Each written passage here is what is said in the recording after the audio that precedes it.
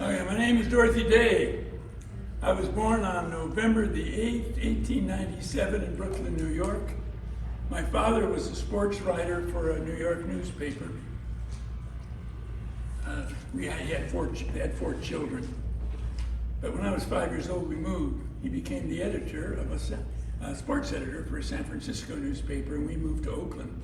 Lived in the Oakland Hills in a very fine home, complete with maids.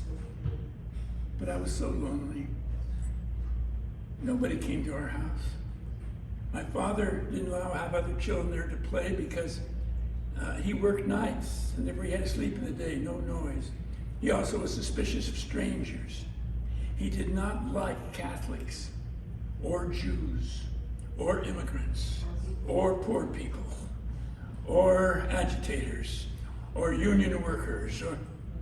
He was a bigot. He didn't seem like a very loving man either. I have never seen my father hug my mother or kiss her. He never did that to any of his children either. The only affection we had was when we went to bed at night, my mother would give a perfunctory kiss on our cheek as we went to bed. But in April of 1906, the earthquake, we all ran out of the houses, and suddenly everyone was there. Neighbor was helping neighbor. You need food, you need clothing. And it was wonderful. I loved it. I wasn't so lonely and isolated. I thought this is the way the world's supposed to be. Well, we only stayed in that neighborhood about 2 more days because the building where my father worked burned to the ground. He had no job. Our house was a shambles. So we took off. Went back to Chicago where he thought he could get a job. By the time we arrived in Chicago, all of his assets had been depleted. And the best place he could get was a rundown tenement flat in the poorest section of town. My mother used his fishing poles as rods where she hung burlap on them. Our clothes were made from cotton flour sacks. And I was ashamed. When I came home, walk home from school, I'd go down to a nicer apartment house down and go in there so none of the children would see me come back and go into where we really lived. But I developed friendship. In a tenement flat, there are people close at hand, and we developed a sense of community. I had a playmate named Elizabeth. I went down to Elizabeth's, where they lived in the flat, and the door was open, so I walked on in. Her mother was praying on her knees. And she said, "Yes, Dorothy?" And I said, "I was going to play with Elizabeth." She told me where Elizabeth was. She went right on with her prayers. And I was so impressed with that. She didn't interrupt her prayers. She included me in, just welcomed me in. And she had such a glow about her, a relationship with God that was so beautiful. I wondered what that would be like. And I longed that for myself. Well, we didn't stay in the tenement flat very long because my father got a good job in Chicago on a newspaper. He wrote a book that was a bestseller, a sports book. He wrote articles that appeared in the Saturday Evening Post. He and 4 other men went together and built and had Hialeah Park built, and they owned it. So he was very well-to-do. And I had the hope that having experienced poverty ever so briefly, that he would be more sensitive to the poor. But it was just the opposite. There are squanderers. They're prodigal sons who have squandered all their wealth. He detested them. And these were the people that I loved, that he was talking about. Well, I tried the Episcopal Church. We were Episcopalians, by the way, in name only.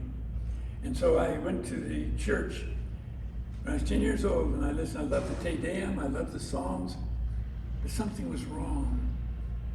The people sat there in their fur coats talking about in the worship service if the scripture be about the poor.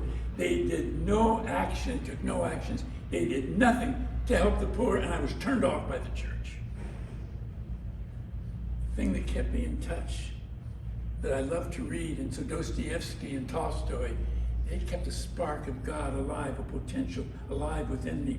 And I read Upton Sinclair's book, The Jungle, what talked about the plight of poverty in Chicago. And my heart went out to these people. I excelled in writing at school, And so I received a scholarship at age 16. I moved to went and enrolled in the scholarship, University of Illinois, in journalism and writing. I so wanted to fit in. I abandoned God, religion, all that stuff. I wanted to be a part of the school where I was. I stood in front of the mirror and I practiced every dirty swear word I could think of. Just practice it so I could be real cool and say it right out. And I practiced smoking and so forth. I really would fit in with everybody. And there were the clubs, different clubs there, and I joined the Socialist Club. I never went to their meetings, they were dull and boring. But I was there when we had protests and demonstrations. I loved it. I practiced free sex. I was out, I was having a good time. But the loneliness was still there, and emptiness. And so after 2 years, I quit school. I wanted to go to New York. I thought I'm ready to be a journalist. I wanted to get a job on a New York newspaper. My family had moved to New York. My father was now the editor of a newspaper. But I didn't want to work for him. I didn't want to live with them. But they were the only family I had. I wanted to be close to them some way. So I'd get a job. I lived for a week on $5, and I wrote about it, told my experience. I stayed overnight in a tenement flat with 30 other people. The toilet that was adjacent had no closed facilities on to keep the odor in. It reeked the entire night. I couldn't sleep. Next to me was a 14-year-old boy named Benjamin. He worked 90 hours a week, the plight of the poor. And I wrote about that. And so I took my article to The Call, which was a socialist newspaper, presented it to them. They published it, paid me for it, and see what the response would be. And the response was overwhelming. People wanted to read more and hear more. One of the responses was from my father. He called the editor of the paper and told him not to hire me. They hired me anyway. And they allowed me still to do freelance for other papers or pacifist organizations and so forth. I wrote for them. And my articles were so well received, they syndicated them, and they would then begin appearing in newspapers all over the country. And I wrote a book. Hollywood bought the screen rights, and they hired me to do the screenplay, which I did, called The 11th Virgin. And then they hired me to do more scripts for Hollywood. So I was rising high in the literary world. I bought a little shack out on Staten Island on the beach. There was a fisherman's shack, and I would fix it up, and I would go there and do my writing. That was my retreat place. I was invited to be a part of the Algonquin Club, which is the most high status club there is for young literary people. You had to be invited. The likes of Eugene O'Neill, the great American playwright, was there, and Robert Anderson, Groucho Marx, and many other people. And what they did is they met every weekday. They would meet at noon for lunch, and they would have great sophisticated talks on every subject imaginable, except never on God or on religion. That was forbidden. The rest of it went all over. And Dorothy Parker and I are about the only two women who regularly went to that meeting. It was a great experience. Then I began living with a man. His name was Lionel Moshi. He was older. I became pregnant. He informed me that I had to have an abortion. He said, if you don't stay here. I had an abortion. He dropped me anyway. I was in such despair, depression, I attempted suicide. It was all over. I'd made a waste of my life. I'd ruined it. As I began to come out of those depths, on the rebound, I married a man by the name of Berkeley Toby. He seemed so nice and gentle to me, and I was so clinging, wanting someone to hold on to, and I chose him. And he took me on a 7-month trip to Europe for our honeymoon. It was the most horrible 7 months I can imagine. He was abusive. The day I got back, I filed for divorce. I was through with him. And then next was Forrester Battingham. Forrester was an environmentalist, very sensitive man, loving man. He would have nothing to do with God, nothing to do with religion, but he was kind, and he did nurture the spiritual side of my own being. being with him. And I became pregnant again. I meant to tell you one other thing I'd tell you before I became pregnant. I was helping out in the hospital. They were having a plague. A number of people were dying, and so they needed people to be there and just help to wrap up the dead bodies and take care of people. No nursing skill.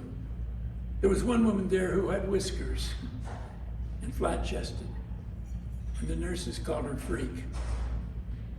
I called her friend. And I cared for her. We became close. She died. I went into the chapel and I knelt before the crucifix. Now, crucifix has never meant anything to me. The man hanging on a cross.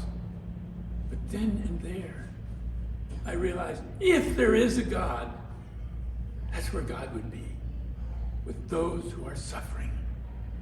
I wanted to know that God. Well, then I became pregnant, and I wanted to search. I wanted to become closer to God.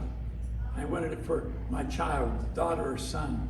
And I went to a nun I saw on the beach. I just ran up to her and I said, I'm going to have a baby. I've made a mess of my life, but I want my child to have faith. How do I do it? She just looked at me and she said, you'll have to have faith yourself. You cannot give somebody else something you don't have. And I knew she was right. I would seek a faith to share with my child. I told Forrester that. He said, you choose God, I'm out of here. He was out of there. I chose. Baby was a girl, named her Tamar. She was baptized in the Roman Catholic Church, and so was I. A new start. Got a very nice place for us on the Upper West Side, very well-to-do apartment. And there we would live. And I became ill one day and I realized I could become ill and die and nobody would know it. No community here. And so I moved, bought a place down on the Lower East Side where the poverty area is, where the poor people are. And that's where I would live. That's where I'd want to raise Tamar, because there's a whole community of people there that reach out and care. I went to Mass every day. I had to restructure my life. I spent 2 hours every day in meditation and prayer. I had to fill the cistern of my soul so that it would overflow and I'd have something to share with somebody. I wanted to give, not just to Tamar, but to others. And as I studied the scriptures, 25th chapter of Matthew just came alive to me. You know about that? It's the last judgment. It tells you how God judges us. And you know, it's not by our theology. It's not by what we believe. It's not by what church or religion we belong to. Inasmuch if you've done it under one of the least of these, my brothers and sisters, you've done it to me. And what is it we're supposed to do? That's what it is. We're judged on what we do. And what are we to do? I was hungry. You gave me food. I was thirsty. You gave me drink. I was a stranger and you welcomed me. I was naked. You gave me clothes. I was ill and you visited me. I was in prison. You came to me. Those 6 things are the basic needs of every human being. Food and drink, shelter, clothing, health care, and a community. Even if you're a criminal in jail, even if you're the most despicable person there is, you need to have a community that will love you. That's what the great void is inside. The great longing is for love. And this is what we must do as Christians. This is what the church must be doing. But Pope Pius in 1930 made the statement, the Roman Catholic Church has abandoned the poor. And we had. This, I felt, was my mission somehow, to wake up the church, to wake up the poor, to let them know that they were cared and loved. I met Peter Marin. Peter Marin was a French layman, Roman Catholic, who worked solely and gave his life for the poor. An incredible man. He smelled. He never bathed. He never combed his hair. I don't know if he ever changed his clothes. He just I asked him one time, why do you stink so much, Peter? Can't you clean up? And he said, if I smelled nice, or if I had nice clothes on, the poor would envy me. I'm there with them. But he was so loving, non-judgmental. It was okay if I chose a different route or others. He loved the poor and he wanted to work with them. And I told him of my longing to do something for God to lead me. And he said, God's already showed you the way. Look at your skills. You're a writer. What's the need? For poor people to know that they're loved. And the church to wake up to their responsibilities for the poor, to get justice for them. Write. Write it. Publish a newspaper. I'll help you. We'll put out a paper. And we decided together we would name it the Catholic Worker, because the most popular paper with the poor was the Communist Daily Worker. So we'd say, we are the Catholic Worker. And we would print it, and it was for the poor people, so it'd be a cent a copy. First edition, May the 1st, May Day, 1933. We printed 1,500 copies. Went out to Herald Square, we stood there to pass these papers out, to sell them. And across the street were the communists selling the Daily Worker, shouting, get your Daily Worker. It was the popular paper. And I'd stand across the street and I'd say, get your Catholic Worker Daily. Come over here, get your Catholic. And we sold out. Our paper was committed to justice. It was committed to the dignity and worth of every person, the poor people as well as other people. We did not choose sides between political parties. I am an anarchist. I don't trust the government to do anything to really help people who are in need. We will not endorse either capitalism or socialism, certainly not communism, but we believe the truth is somewhere between there, and that God will lead us in the right way. We just have to seek justice. We were also opposed to violence of any kind. We were pacifists. We took the position of anti-racism. We wanted justice for people and wanted them to know that they are loved and they're of worth. And so the papers went quickly. The next day we printed even more. And each day we would add to it. And then suddenly we got a subscription for 3,000 from a high school, Roman Catholic high school, where the principal said, this is going to be part of our curriculum. 3,000. So we got the numbers right away. And that very day we were calling on a boycott and a protest at Orbach's department store because they refused to allow unions. They fired people who were union organizers, and they overworked the people. So we called for a protest demonstration and called for all of our people reading the Catholic Word to come down and be a part of the protest. 3,000 people showed up. 2,000 of them were students from the high school. And that's what made the press. The pictures, these high school students there protesting. Orbach saw that, they capitulated, they organized and let the union organize. We won. The students were exuberant. We have power. We can change the world. They looked around, what would be their next project? And they realized that all the non-classified workers at their school were not unionized. So they boycotted the school, their own school, to give rights to the workers. We lost 3,000 subscriptions in one day as the principal stopped all the subscriptions. But we had thousands of others taking place. We kept growing in numbers. And it was more than a newspaper. It became a movement because people subscribed all over America. By the way, I want just to add this a little bit here. We even started a West Coast edition because it was so long getting the paper mailed out and so forth. And it was started by a man named Dan Delaney, who was a Roman Catholic priest who, with his wife, Chris, they left the orders. He stayed Catholic workers, and they founded Loaves and Fishes in Sacramento. He was the founder of the newspaper called The Prophet, the Catholic worker paper for the West Coast. And so that went out, and everywhere they got the Catholic worker papers, the people would read them and would encourage them to get their neighbors together and to get others. And so they began getting clusters of people together who would try to work to bring the good news to the poor, to do what the Bible says to do, and to serve them, feed them, clothe them, and so on. And it's starting to spread throughout the country. And I had set up my house as I called it a hospitality house. I welcomed anybody in from 10 to 12 in the morning. Come on and have a cup of coffee. and we'll chat. You're just welcome here. You're loved. And so they began setting these up all over. And they were more than just houses for coffee and donuts. They set them up for whole meals. They set them up as a place for shelters. We expanded. There were 30 hospitality houses in my lifetime. They're scattered throughout America.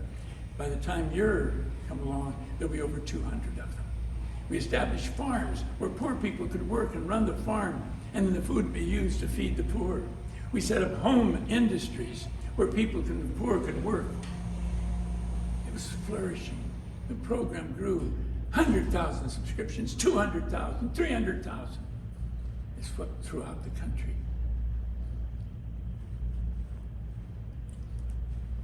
In 1930, when I went to Washington, D.C. for the big march against poverty, there was no Roman Catholic presence at that march.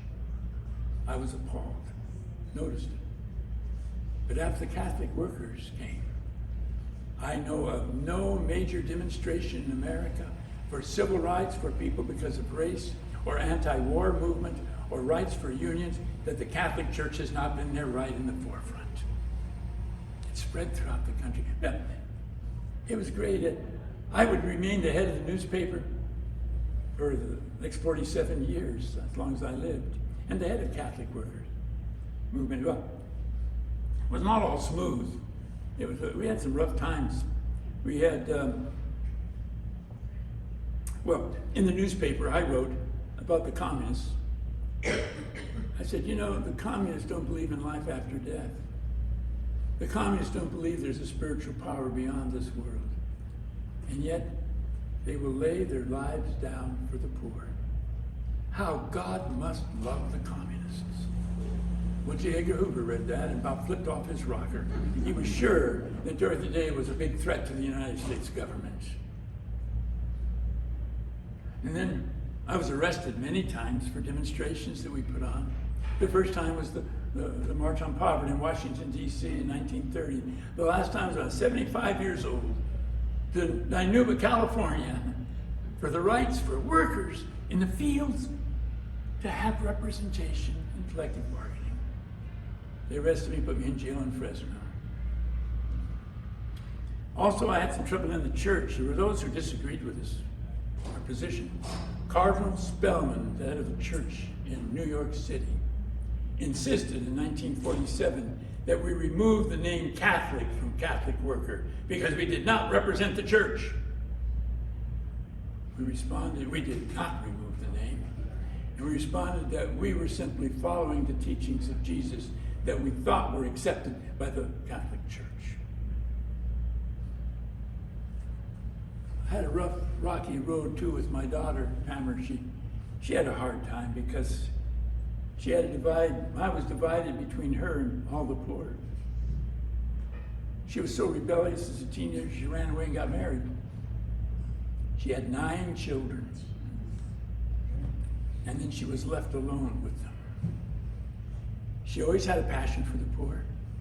She directed one of our farms. And I went then and lived with her and helped her to care for the children for some years. We developed had a very loving relationship, and I cared a lot about her. In 1952, I published my autobiography, The Long Loneliness. It was a bestseller in America. I wrote other books, The Revolution of the Heart, how it has to be people's hearts where the changes have to come, and it begins with us. And I wrote the book Loaves and Fishes, based upon the story in the Bible, the feeding of the multitudes in Gospel of John, where there's people out in the wilderness and they have no food, but a little boy has his dinner and he shares it. And everybody eats. Everybody must have shared. If we will do that, there is enough. That was the title, and a number of our hospitality places took on the name then, Loaves and Fishes. If we all do our part, there's enough. We will help the poor. Justice for the poor. Well, you got to watch out, because in my later life, people began saying nice things about me. And I said, I must be doing something terribly wrong now. They There were stained glass windows in my honor in the church where I was baptized. In the Methodist Church, Merritt Park Methodist Church in Oakland, there's a stained glass window honoring Dorothy Day. Dartmouth University, the same. And before I died, there was talk in the church that when I died, they would start the process for me to be a saint in the church. And I said, don't call me saint. I don't want to be dismissed that easily. Well, there's so much more I could tell. I think simply I kept busy at the newspaper. I kept writing. And then my last days I got weaker. Not well. I stayed at Mary House in New York City, which was our hospitality house for the poor. They were for women, just for women. I stayed there, and those were my last days. I had found a fullness to fill the long loneliness. I would be buried just 2 blocks from where my shack was out on the Staten Island. And there would be a simple tombstone. The top of the tombstone is the engraving of loaves and fishes. It's my name and date, the day I was 80 years old, 1987, November, same month I was born. And simply 2 words, Deo gratias, thank God.